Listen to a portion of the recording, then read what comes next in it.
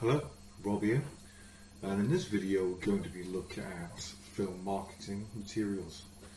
I'm going to start off by looking at film posters. So we're going to be looking at the different design elements of a film poster. This poster is for the classic Hammer horror film, Dracula, which is known in America. Dracula Prince of Darkness, it was known over here, came out in 1966. So, any images you've got on your poster are going to be called art. Back in the old days, this was often literally art, painted art. Today it's more likely to be a photograph, although it will be heavily manipulated and photoshopped. The art will of course have many of the generic conventions of the film genre. So this is a horror film, so it's going to have horrific elements in it. It's going to have damsels in distress. It's going to have monsters. It's going to have red on it because that connotes blood. It's going to have text that looks like it's been scratched into something. So basically you're going to use the generic conventions to help sell the film. Remember, a poster is an advertising product. It's there to advertise the film. One of the biggest things you're going to have on here, obviously, is the film title. You need to know what the film's called. It'll identify the film. It'll be the biggest text on the poster, usually. The most commonly used font for film posters in recent years has been the font Trajan. I would avoid that like the plague. It's cliche. So, we're going to need other elements other than generic characteristics that are going to sell the film. So that might include things like the main cast. This might include people who are very famous, in which case they might get their name above the title. So they're going to be the above the title billed actors. So they get their names above the title because they're more famous than the film is. So in this case it was Peter Cushing, who was the big star of this film. They will be used across the advertising material, whether it be trailers, posters, billboards, TV spots, whatever, because they're going to sell the film. There are certain people who will go and see any film that's got, say, Tom Cruise in it. Sometimes that might be the name of the director. Someone like Steven Spielberg or Quentin Tarantino might be more famous than the actors who are in the film. Somewhere on there you're going to have the name of the production company that made the film and the distribution company that distributed it. Sometimes certain studios are well known for producing certain kinds of films. So for example, Hammer is famous for producing horror films. Now today someone like Blumhouse will be known for producing horror films, or something like A24 produces indie films, things like that. You're going to need some kind of tagline that identifies the film. There'll be some kind of motto selling the film, because remember that's what the poster does. So a terrifying love who died yet lived. Famous ones might include Jaws 2, just when you thought it was safe to go back in the water, or Alien, in space no one can hear you scream. So sometimes these can be almost as famous as the movie itself. Somewhere on the poster you might get a certificate. This has become less common. Now you don't necessarily have posters for a particular territory. So, a poster that's in English could be used anywhere. So you might not have a specific UK poster. But this being an old film, still had the old certificates on it. This was an X, adults only. So you had to be 16 or older to go and watch that back in the day. So in between 51 and 70 there were only 3 certificates, U, A and X. Nowadays there are many of them. There is U, PG, 12, 12A, 15 and 18. They're the main ones. There are some that are only on home distribution products like DVD, BluRay, like UC, which means specifically for children, and R18, which is sort of like films with heavy sexual content. But they're rare. This is what's called a UK quad format, or quad crown. It's called quad because it's made up of 4 panels that can be folded into 4 quarters. It's approximately 762 by 1020 millimeters wide, and it will be in landscape format. Again, these are, when I was a kid, all UK film posters were this shape. Nowadays, that's less the case. Film posters tend to come more and more in the typical American portrait format instead. There will be the name of the distribution company on there somewhere. This will be different usually from the name of the production company. So this is good for showing things like if a film is part of a conglomerate, the distribution company might be another subsidiary of the conglomerate, so that shows vertical and horizontal integration going on. Alternatively, it might be a completely different company altogether if the film is an independent production company and unable to distribute their own films. You've also got a billing block on the poster. That will be a legal requirement. In the layout of the film posters and other advertising copy, the billing block is usually set in a very highly condensed typeface. Usually a very thin, very tall, very narrow sans serif font. Not always, but usually. The height of the characters is usually several times higher than its width. By convention, the point size of the billing block is 25 or 35% of the average height of each letter in the title logo. So it'll be 25 to 35% taller, basically, to stretch it. Inclusion in the credits and the billing block is generally a matter of detailed contracts between the artists and the producers. So essentially, what you might sometimes have, if you've got a variety of different stars on the poster, you might have, say, I don't know, let's say you're doing, like you've got The Rock and Vin Diesel in a picture in the same film, right? They'll fight over who gets the biggest name or who gets the biggest amount of the poster space. So, because we read left to right, The Rock might go, right, okay, I want to be on the left and I want to be bigger than Vin Diesel. But Vin Diesel goes, well, if that's the case, I want my name to be first on the left. And it's going to be bigger than The Rock's. So sometimes, that's why you'll see on a poster, if it lists the names, they might not be in the same order as the people are on the picture, because they're fighting over who gets the dominance on the poster, because it's a big deal, they're a star, right? Anyway, back to the typeface. Using condensed typeface, which is traditionally Universe 39 thin, ultra condensed. We haven't got that, so I would suggest using Arial and just making it really tall.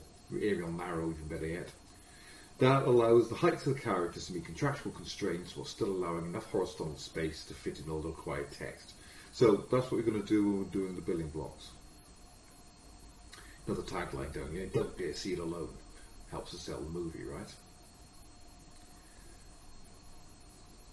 This being a very early colour horror film. No, it wasn't the first colour horror film. There'd been colour horror films as long as there'd been horror films. But it had been a long time since anybody had made a horror film, let alone one in colour. So having a full colour horror film was a big deal, and it was part of Hammer's marketing for their movies. So the fact that this one is in Eastman colour and Technicolor, so it's shot in Eastman colour film but then processed by Technicolor, for complicated reasons. Major selling point, being able to see a horror film in colour was a big deal in the 50s. This is the poster for the 1993 Dracula film, Bram Stoker's Dracula. Notice it's still a gothic horror film, so it's got many of the same generic conventions as the 1966 film. The vampire looming over the damsel in distress, exactly the same. Colour is all very, very black. This one bleaches out most of the colour to make it look more old-fashioned, more gothic. But again, around it has all the iconography of the horror in the film. So you've got Gary Oldman, who's the main star. You've got Winona Ryder, who's the main female lead. You've got more pictures of Gary Oldman down here. You've got, this film's got Keanu Reeves in it. It's got I've forgotten his name, Anthony Hopkins, two massive stars, but they're barely mentioned on the poster. But anyway, it plays very much on the romance element, this film, much more than traditional horror films before that. Sort of wolf element, because, vampires can change form. This is your credit block, look, your billing block. Look at how tall and thin the letters are. Notice how they're all in uppercase, but then sort of like, things like, when you read this, it'd be sort of like, can't read that because it's a bit blurry, but it might say screenplay by, and that screenplay is exactly half the height of James V. Hart's name, and not in all, well, probably in all cases, but might not be. Production company, distribution company, in fact you can buy the soundtrack on, Columbia Records probably. This is pre-internet, so it's not going to have any of that kind of stuff on it. Well, but the point of this one, this is a US sheet format. It's portrait format, so one sheet they call it. It'll be in inches because it's American, but from our point we're having it in 686 by 1020 millimeters. So you've got to make sure you get those sizes right. This is a possessory credit. This is your tagline, Love Never Dies. Possessory credit. The name of the director, writer of the source material, or the producer. Obviously, Bram Stoker wrote the original novel of Dracula, so what this is trying to say is this film is a more faithful adaptation than one that's come before. But this was made by Francis Ford Coppola, so that could easily have been Francis Ford Coppola's Dracula. Could say from the legendary director of Apocalypse Now and The Godfather. Yeah, so it could have some kind of selling point like that in there as well. Anyway, let's look at a film that's released by Sony Pictures. So this is Don't Breathe, which is a horror movie about a bunch of people who were trying to rob the house of a blind army veteran who locks them in the house and hunts them down and kills them all. So sort of not quite a slasher, but not far off. Notice this is the US one sheet.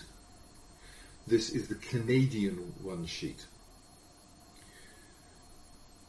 Very similar design elements, except that by Canadian law, they have to have everything in it in both English and French. So, from the creators of The Evil Dead in English, and then the same thing in French. Don't Breathe in English, same thing in French. Because of course Canada's a bilingual country. So, over here, from the creators of The Evil Dead, right at the top, because that's a big selling point. The Evil Dead is one of the most important horror franchises of all time.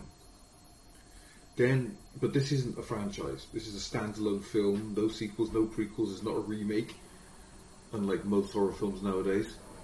So it's not a known property, it's not a known quantity, so you have to link back to other known properties. So the audience go, oh, I like The Evil Dead, I'll probably like this. Then we've got some critics' quotes. One from Jacob Hall in Slash Film, right? Presumably a horror magazine. So, appropriate. One of the most relentless horror movies in recent memory. Look at the text. Look at the way it's coloured as if it's on fire, as if it's flames. A masterful combination of suspense and violence that will have you squirming in your seat and enjoying every minute of it. Says Perry Nemiroff of Collider magazine, which I think is a music magazine. Quite small title, surprisingly. Credit block down here, it says coming soon because it's a teaser poster, so they haven't got a release date on it. But this one, of course, can have hashtag Don't Breathe. We've got Twitter handle down here with the American R rating from the Critics Board. We've got the production company over there, distribution companies over here. Multiple ones, look. Look at the image as well. Classic horror movie, Damned in Distress kind of image. Beautiful use of colour in this poster. Image-wise, it's very minimalist. Striking, it catches your attention. This is the same one. Best American horror film in 20 years, says Jim Hemphill of Filmmaker magazine. This one's interesting because this one uses the Certified Fresh by Rotten Tomatoes logo. A lot of people nowadays don't read reviews. they might just go straight onto IMDb and see what kind of aggregated reviews he's got on there, or go on aggregator sites like Rotten Tomatoes. You know, what kind of aggregation has it got, because they're too lazy to read reviews. But, you know, you might get a review from, so if you've got a review on there from someone like Mark Kermode, who's a famous film critic for Radio 5 Live, amongst other things, and The Observer newspaper, but he's also one of the country's leading horror experts. That's going to appeal to horror fans. Or it was from someone like, you know, if it's going to be from a broadsheet newspaper, that's going to have more weight than if it's from a tabloid newspaper. If it's from a film magazine like Empire, you know, that's going to have more weight. Or if it's from Sight and Sound, that's going to show it really classy. Right? You know, if you've got someone like Kim Newman, for example, doing a quote, you know it's going to be good stuff because he's, you know, the expert on horror. These are some posters for the same movie, but for different territories. Interestingly, this I think is Dutch, the Bioscoop, and yet everything else on it is in English, presumably because most people in, you know, Denmark, not Denmark, Holland can speak English, right? This house looked like an easy target until they found what was inside. Look at it. Classic horror movie poster. You've got three, there's no big stars in this film, so you're not using the stars to sell it. You know, three characters walking towards this gothic looking house. You know, the trees look like veins. You know, they've got this shadowy figure up here. You've got these eyes, which are the same eyes from here, look. Yeah? Everything's misty and dark, so you've got a bit of pathetic fallacy going on. It's bleached of colour, because that's creepy and scary. Same credit block, but in a different language. Still, from the director of Evil Dead, still using that, and I'm not making a bigger deal of it. And this poster, I don't know if this is going to be from somewhere like Sweden or Norway. I'm not entirely sure. I think. But again, simple image, but very creepy. Look, the blind man behind the villain, behind her, the eyes, big selling point, the chain, she's all locked in. You know, this strip, this is called a column. This is sort of like a bounding device, a framing device used to frame things. Yeah, much like this is here, look. You know, all the darkness frames everything here. So, look at the textures. Textures are very important in horror movies. Then down you've got the certificate. It's an 18 certificate. Date is going to be released. So the same conventions. This probably I don't know what that translates as, but it might very well be the same as this. You know. This doesn't have a cell line, or this one does. Lord knows what that says. But, you know, this gives you the same idea. Because your foreign poster and your UK poster can't have the same photographs on it. So, this is the kind of thing you want to be after. Okay? Obviously, the other thing to think about is this was a collage. That's got at least 2 photographs, probably multiple photographs. That, and this, and that, and that, and that are all photographed separately, probably. In fact, that entire house and everything might be computer generated, might be computer render. You know, so... You know, you could, you know, that's probably one picture, but, you know, you could do it with 3 pictures and collage it together later. Let's have a look at some DVD sleeves. Pick this one because Black Panther, right? But, you know, you've got your front cover art. This might be the same as what's used in the film poster. It might be different to what's on the film poster. Name of the movie.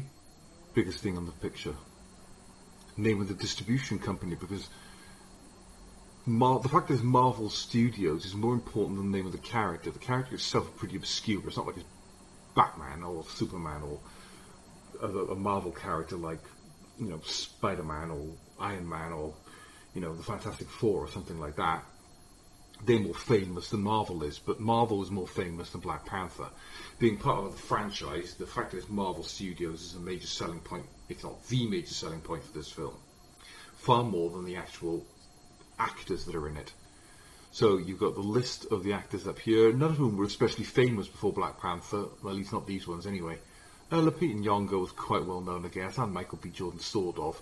Chadwick Boseman was less known. These people are all pretty famous, which is why they get "and" credits. Down here you've got the certification logos. This is the British Board of Film Classification 12 certificate logo. They've changed the design of these since then. We've got new ones out now. Came out last year. This is the Irish Film Board classification, so you might want to have both of those on there.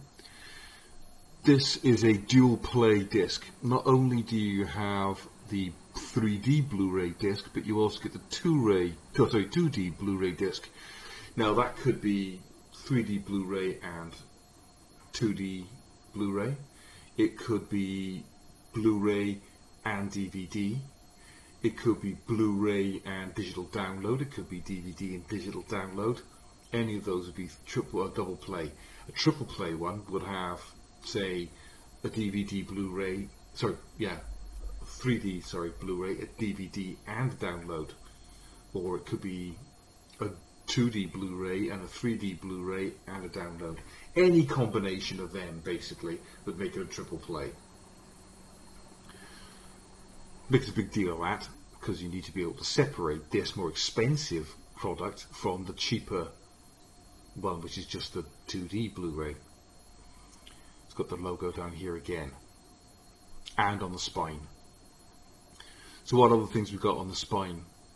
Logo, production company, catalogue number, a little thumbnail picture, so another place you can shove a picture, both certificates, and again the distribution company logo down here, sorry, production company logo. Then on the spine, as you can see, this has got 1, 2, 3, 4, 5, 6 different pictures. It's not got any thumbnail pictures from the movie itself. Well, 7 pictures if you include that background. It's got your promotional blurb, Meet the New King. After tragedy, so that's your disruption, your disequilibrium, forces young Prince T'Challa to assume Wakanda's throne. He's faced with the ultimate test, putting the fate of his country and the entire world at risk. Pitted against his own family, the new king must rally his allies and release the full power of the Black Panther to defeat his foes and embrace his future as an Avenger. That's basically your narrative in a nutshell. Tells you what the film is about, so if you can decide whether you want to watch it or not. Classic poster designed people looking in different directions, often pointing weapons. The main character gets to be bigger than everybody else. Credit blocks up here. This has then got some technical information. It tells you've got 2 discs. Tells you to watch the Blu-ray 3D movie you will need a 3D television. It's got a nice little logo there. Plus a HDMI cable, plus a 3D disc, plus some glasses, just in case you didn't know how 3D worked. Then down here, 3D Blu-ray, Blu-ray 3D, trademark, feature film. So the film's in 3D, but the extras aren't. Features enhanced high definition picture and sound. On the Blu-ray, the 2D one, you get the extras. Blu-ray feature film plus bonus. Feature enhanced high definition picture and sound. Play movie with director Ryan Coogler's intro. Featurettes. From page to screen, a roundtable discussion.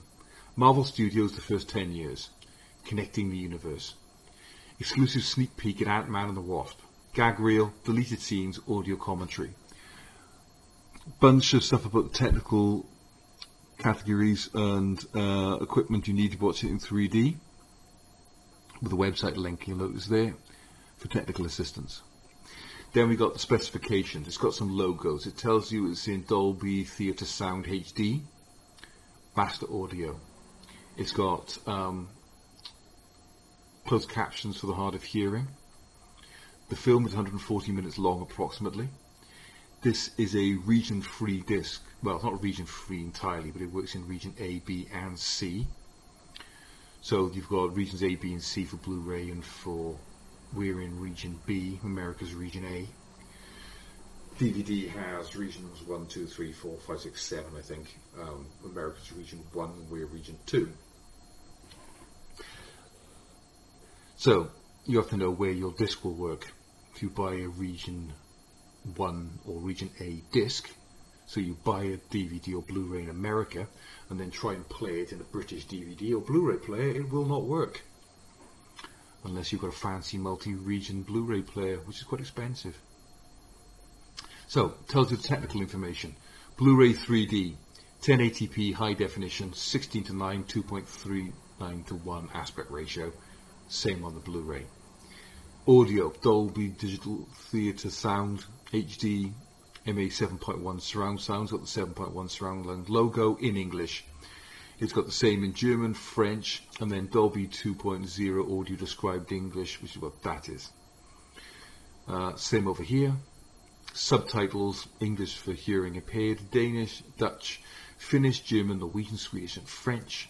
Same over here. Marvel Studios logo. This is a logo that tells you it's copy protected.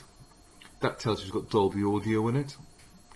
That is the video packaging review committee logo, which says the packaging follows the rules of what's allowed on packaging.